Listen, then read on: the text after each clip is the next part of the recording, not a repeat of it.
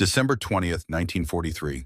Somewhere over Germany, a young American pilot named Charlie Brown was flying his B-17 bomber back to England. His plane was destroyed. Two engines were gone.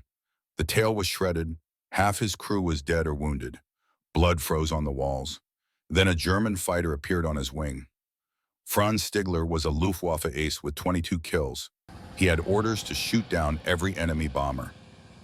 One more kill and he'd earn the Knight's Cross, Germany's highest honor. He flew closer, close enough to see inside the bomber. What he saw changed everything.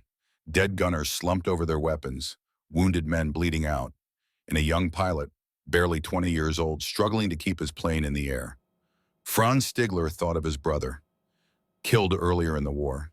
He thought of what his commanding officer once told him. "If I ever see you shoot a man in a parachute, I will shoot you myself." This was the same thing. These men were defenseless. Stigler made his choice. He pulled alongside the bomber. The American gunners were too wounded to fire. Stigler nodded at Charlie Brown. Then he did something unthinkable. He escorted the crippled bomber to the North Sea. He flew beside it for 10 minutes, protecting it from German anti-aircraft guns.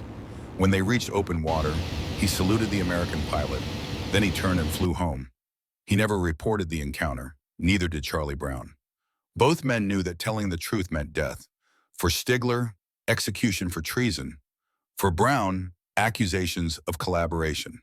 They kept the secret for 40 years. In 1990, Charlie Brown finally told his story. He spent 4 years searching for the German pilot who spared his life. In 1994, he found him. Franz Stigler was living in Canada.